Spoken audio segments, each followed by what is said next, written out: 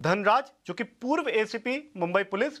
Sir, आपके पास अमूमन ऐसे कई शिकायतें या आप उनसे दो चार होते होंगे जहां पर लोग अपने मोबाइल से या फिर इस तरीके के डेटा लीक चोरी की शिकायतें लेकर के आते होंगे। क्या आपको कुछ पैटर्न नजर आता है? किस तरीके की शिकायतों का आपने देखा और उससे क्या गंभीर चीज आपको या ट्रेंड आपको नजर आता है? जो आपने अपने इंट्रोडक्शन में बयां किया, उसी प्रकार की शिकायतें आती है। मेरा रिटायरमेंट के बाद में खुद की एक साइबर फोरेंसिक यूनिट मैं रन करता हूँ, प्राइवेट इन्वेस्टिगेशन जिसे कहा जाए। ये झेड स्केलर की रिपोर्ट को जब मैंने आज पढ़ा, तो उसके अंदर जो बात बताई है, बिल्कुल सही बताई है। सबसे पहले जेड स्केलर की रिपोर्ट इकोनॉमिक टाइम्स, उनका शुक्रिया अदा करता हूं, और उसके बाद में समीर, मैं आपका और आपके चैनल का शुक्रिया अदा करता हूं, क्योंकि इसके ऊपर आम तौर पे बात होती नहीं है। पब्लिक के सामने जो बातें मुखासिब तौर पर रखनी होती है, वो रखी नहीं जाती है। वो प्रयास आप कर रहे हो। देखो, इसमें खास करके 3 एलिमेंट बड़े इंपॉर्टेंट हैं। वो है बैंकिंग मालवेयर अटैक, दूसरा है मोबाइल सॉफ्टवेयर अटैक, और तीसरा जो गूगल पे जैसे ऐप सर्विसेज हम लोग ले रहे हैं, जिससे ये इंस्टीट्यूशनल इनकम इनकी करोड़ों अब्जों में है। वही इन तीनों चीजों में हमें एक एलिमेंट ध्यान में रखना होगा कि what is their sense of responsibility and their accountability when the fraud has been committed. जब मैं ये बात करता हूं, तो हमको थोड़ा स्टैटिस्टिकल फिगर से पीछे जाना होगा, जहां पे कुछ साल पहले अमेरिका नंबर 1 पे था, कनाडा नंबर 1 पे रहा उसके बाद, और अब वो नौबत भारत की आई है। भारत डिजिटल फ्रॉड में नंबर 1 हो गया है, और इसमें कई लोगों के मालवेयर इंट्रोड्यूस किए हुए सिस्टम से पैसे जा रहे हैं, और रिकवरी ऑलमोस्ट जीरो है। हमारी साइबर क्राइम डिटेक्शन यूनिट कोशिश करती है, लेकिन ये इंटरनेशनल गूगल और फेसबुक जैसे जो बड़े मैग्नेट्स है, ये मैग्नेट्स बड़े मुश्किल से इंफॉर्मेशन लीक करते हैं। या कोई एक आईपी एड्रेस को अगर ढूंढना हो, तो 4-4 साल तक हम लोग रिमाइंडर भेजते रहे और वहां से कुछ नहीं मिला। ये हालत है। सोचना यह है इसमें कि इंटरनेट ऑफ थिंग्स, आईओटी जिसको कहते हैं, और ऑपरेशनल टेक्नोलॉजी, ओटी जिसको कहते हैं, ये दोनों किसके कब्जे में है? Who should be accountable, who should be responsible? इन दोनों के लिए जिम्मेदार किसको माना जाए? धनराज जी, इतना तीन चार पांच जो बताए हैं कि कैसे आप अप्रोच कर सकते हैं, आप जहां पर अपनी सुनवाई के लिए दरवाजा खटखटा सकते हैं। क्योंकि आपने जिक्र किया कि रिटायरमेंट के बाद इस गंभीर मसले पर आप एफर्ट ले रही हैं, आप कुछ इसमें इस दिशा में पीड़ितों की मदद करने की कोशिश कर रहे हैं। एक दो उदाहरण से बताइएगा कि अमूमन ट्रेंड क्या शो करता है, किस तरीके के शिकार हुए लोग आपके पास आते हैं, और उनमें से भी क्या लोग इतने जागरूक होते हैं कि जो सॉल्यूशन का जिक्र अभी खुशबू जी ने किया, वो उसको यूज करते हैं?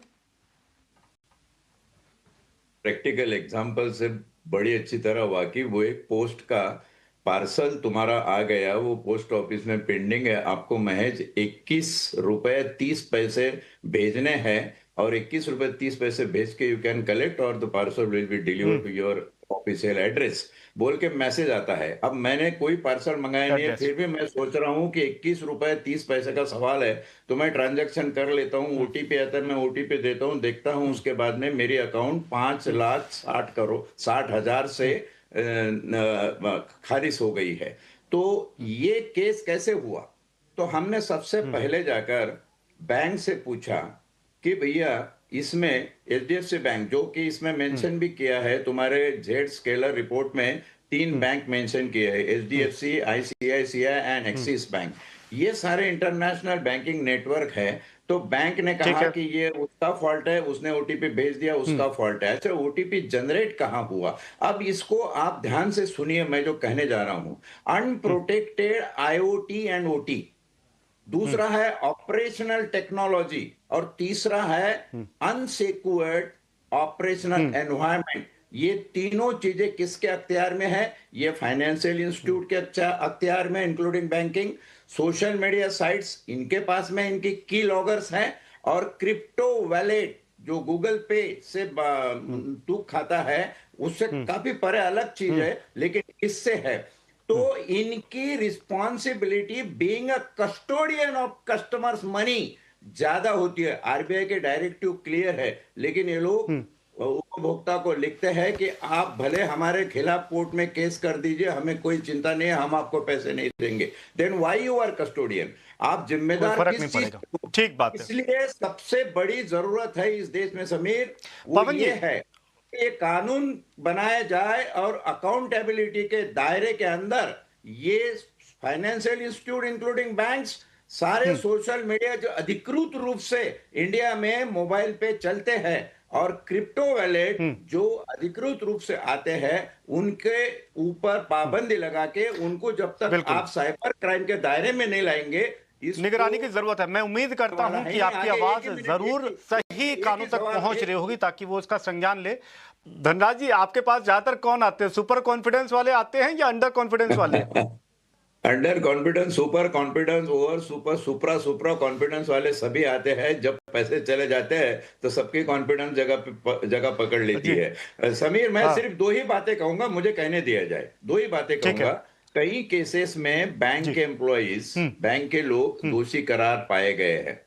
और दूसरी बात यह है जो मैडम ने कही है, बड़ी सही बात है, उससे उससे थोड़ा एक्सटेंड करके आगे बोलूंगा कि कुछ बैंकों में जहां पैसे स्टॉप कर दिए जाते हैं, उसके ट्रांजैक्शन रुक जाते हैं, कुछ बैंकों में इंटरनल एग्रीमेंट होता है, तो वहां आपको कोर्ट में जाने की जरूरत नहीं पड़ती, वो बैंक टू बैंक ट्रांसफर होकर पैसा तुम्हारा आ जाता है। तो आरबीआई इस बात के ऊपर स्टडी करके bank to bank internal agreement compulsory करने वाली है। ये 2 महीने पहले की खबर है, अब तक हुई नहीं। और दूसरी बात जो है कि बैंक में जो ओटीपी जनरेट होता है या जो भी कोई ऑपरेशनल टेक्नोलॉजी बैंक के अंदर डिजिटली जनरेट होती है, अगर बैंक बीइंग अ कस्टोडियन ये कहता है कि हमारा इस पे कंट्रोल नहीं है, that means you are not competent to be a custodian of people's money. लोगों के पैसे को आप इस तरह अपनी धरोहर समझकर लूट नहीं सकते। कल ऐसा हो गया कि लॉकर रखे, लॉकर तो खुले में रख दिए, लोगों ने लॉकर तोड़ के ले गए, रॉबरी हो गई, डकैती हो गई, बैंक ने कहा भाई हमारा कुछ नहीं, उपभोक्ता जाने और करे।